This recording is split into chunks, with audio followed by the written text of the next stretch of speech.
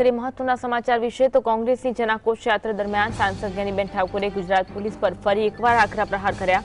તેમણે કહ્યું કે ગુજરાત પોલીસ સાથે તો 12 કલાકમાં દારૂબંધી અમલી કરી શકે પણ હાથ બંધાયેલા છે, હપ્તા રાજ ચાલે છે, ઉપરથી દબાણ આવે છે અને હવે તો ટાર્ગેટ પણ આપવામાં આવે છે। ધાનેરા સહિત ગુજરાતમાં કાયદો વ્યવસ્થા કથળી રહી હોવાનો આક્ષેપ કરી જ્ઞાનીબેને સરકાર પર સીધું નિશાન સાધ્યું હતું। હવે તો ઉપરથી ટાર્ગેટ આપવામાં આવે છે તેવું જ્ઞાનીબેન ઠાકોર દ્વારા તેમના નિવેદનમાં કહેવામાં આવ્યું હતું। ગુજરાત પોલીસ ધારે તો 12 કલાકમાં દારૂબંધી કરાવી શકે। ગુજરાતની પોલીસ એ ધારે તો 12 કલાકની અંદર આ ગુજરાતમાંથી દારૂ બંધ કરાવી કે પણ ક્યાંક ને ક્યાંક પોલીસના પણ હાથ બંધાયેલા છે, ક્યાંક ક્યાંક હપ્તા રાજ ચાલે છે, ક્યાંક ક્યાંક ઉપરથી દબાણ ચાલે અને હવે તો પોલીસ સ્ટેશનોની અંદર એનો લક્ષ્યાંક આપવામાં આવે, ટાર્ગેટ આપવામાં આવે। જે પોલીસ વિભાગમાં વધારે વેચાય ને એને અભિનંદન આપવામાં આવે છે।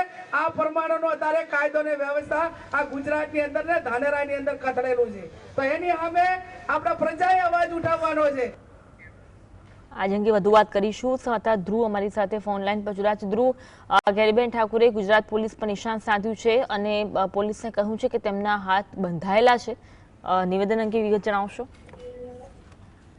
જી ચોક્કસ અન્વી, જે રીતે ગુજરાત સહિત બનાસકાંઠા જિલ્લાના અંદર જ્ઞાનીબેન જે ઠાકોર છે, લોકસભાના સાંસદ છે, જેઓ પોતાના નિવેદનને લઈને અનેક વખત ચર્ચામાં આવતા હોય છે। જે રીતે જે ગઈકાલે જે રીતે ધાનેરાના અંદર જે જન આક્રોશ સભા હતી તે યોજાઈ હતી। જન આક્રોશ સભાના અંદર મોટી પ્રમાણના અંદર લોકો જે તે જોડાયા હતા, જેના જ્ઞાનીબેન ઠાકોરે જે જાહેર સ્પીચના અને પોતાનું એક નિવેદન આપ્યું હતું, જે નિવેદન હાલ ચર્ચાનું કેન્દ્ર બન્યું છે। આ જે રીતે જ્ઞાનીબેન ઠાકોરે ફરી એક વખત ગુજરાત પોલીસ પર નિશાન સાધ્યું છે, જેના અંદર જે જ્ઞાનીબેન ઠાકોર છે તેઓ દ્વારા પોલીસની કામગીરી પર મોટા આક્ષેપો કરવામાં આવી રહ્યા છે। જે રીતે કહેવામાં આવ્યું છે કે દારૂબંધીની ગુજરાતની વાત થતી હોય છે, જોકે અમલ તેનું નથી થતું, તેવો સીધો જ આક્ષેપ છે તે પોલીસ ઉપર લગાડ્યો છે। જે રીતે ક્યાંક હપ્તા રાજ પણ ચાલતું હોય તેવા આક્ષેપ પણ સીધા જ જ્ઞાનીબેન ઠાકોરે પોલીસ પર લગાવ્યા છે। જ્ઞાનીબેન ઠાકોરે ફરી એક વખત જાહેર મંચ પર પોલીસ પર જે રીતે સીધા જ આક્ષેપ કર્યા છે, તેને લઈને જ્ઞાનીબેન ઠાકોરનું જે આ નિવેદન છે તે ફરી એક વખત ચર્ચિત બન્યું છે।